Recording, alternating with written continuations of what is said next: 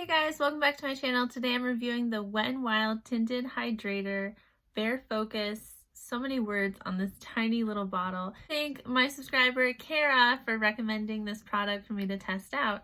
So let me just remove this and we will get into it. Alright, so now that we've got that all off, this is my skin in its natural state. You can see I've got redness, imperfections, all that stuff.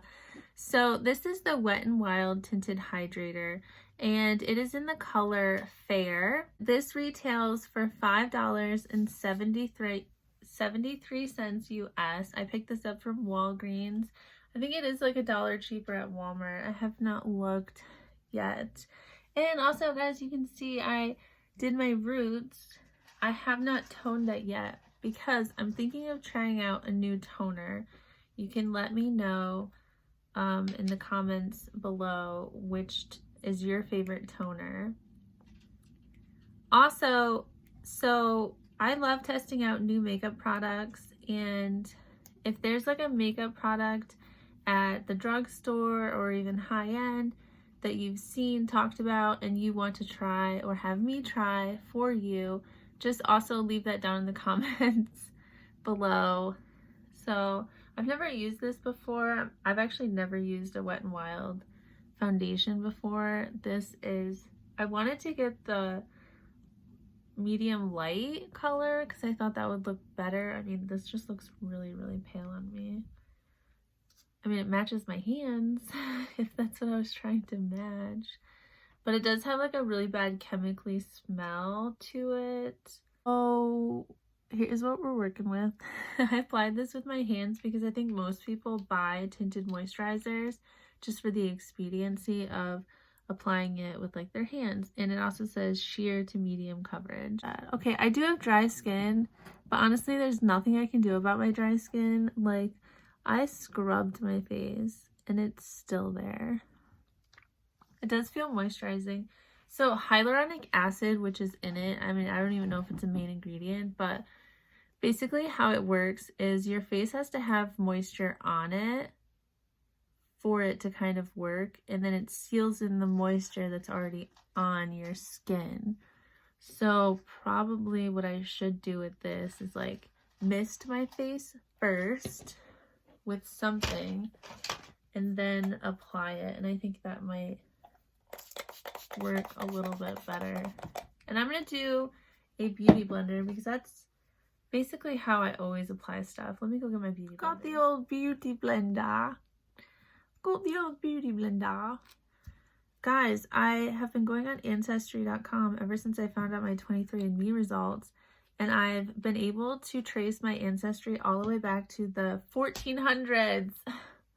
You guys, I've been able to trace my ancestry all the way back to the 1100s. I found out I'm related to somebody on the Mayflower. This is a beauty blender. Remember we sprayed my of course you remember, it was 2 seconds ago. But I was able to find one of my ancestors was actually Constance. Hopkins. No, was it? Hopkins. No, I thought it was Stockton. Hopkins. Anyways, you guys, I think her name was Candace. Constance. I can't access my phone to give you the actual name, but I think it's the daughter of Stephen Hopkins. Stephen and Constance Hopkins were on the Mayflower in 1610. You guys, they landed on Plymouth with the rest of the pilgrims. So this already looks better, like my skin, I mean, the skin already looks better.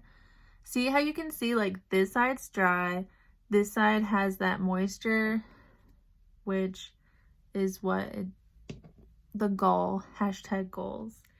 But yeah, and then so that's on one side of my family. The other side of the family, you guys, listen to this tea.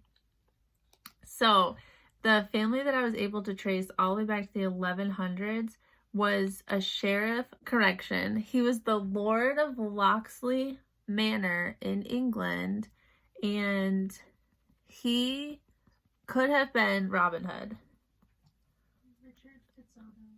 His name was Richard Fitzodo. He was Lord of Locksley in like the 1100s. And he married, what? Lady Marian. He married Lady Marian, which, you guys, doesn't that sound exactly like Robin Hood?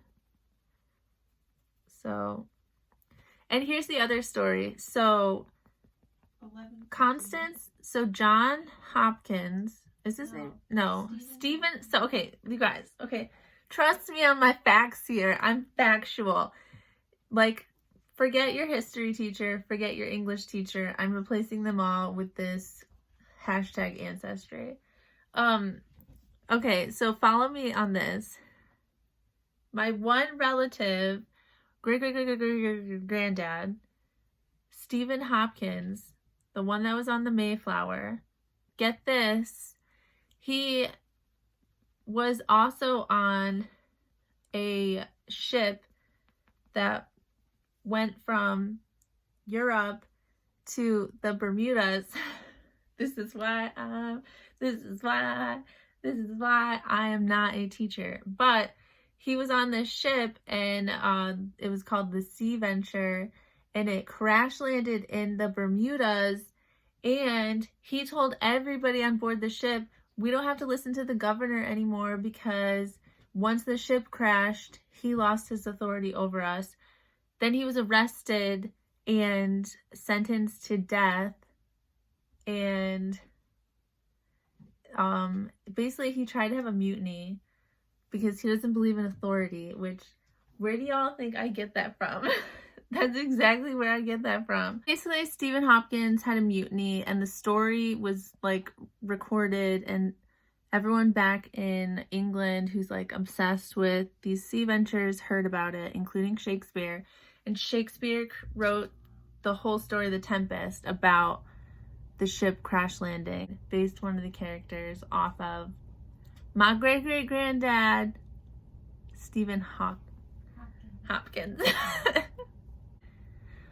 All that knowledge broke my brain, and here is a second layer of it. You guys, so much better with the mist, along with, so go with the setting spray. I use this Max Fix Plus stuff, but I don't see why you couldn't use like a less expensive brand. But look at the difference between this side of my face and this side of my face. This side of my face looks like I have a disease. Looks like I've got scabies because I've been on the Mayflower too long.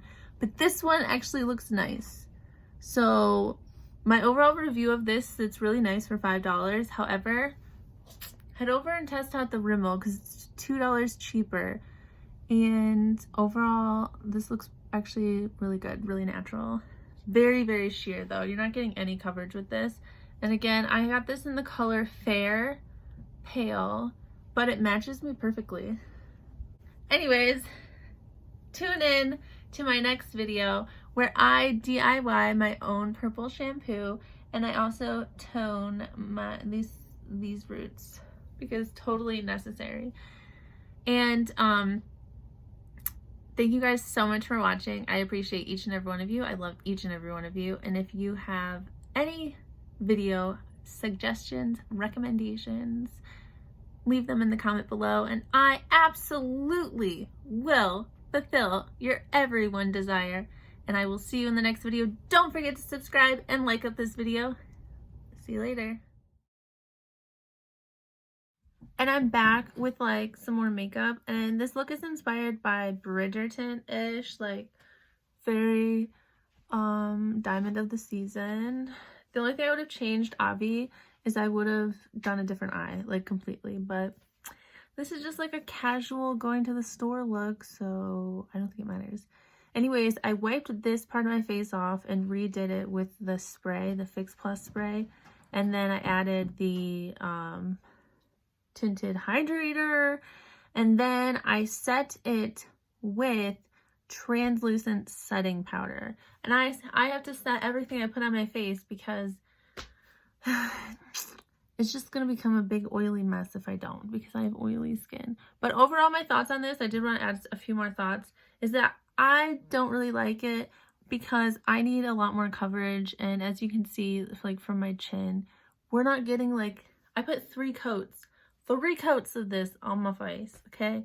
And no matter how many coats I put on, it was still going on like lotion. So very, very sheer. Very, very sheer. This is a no, and this is a pass for me.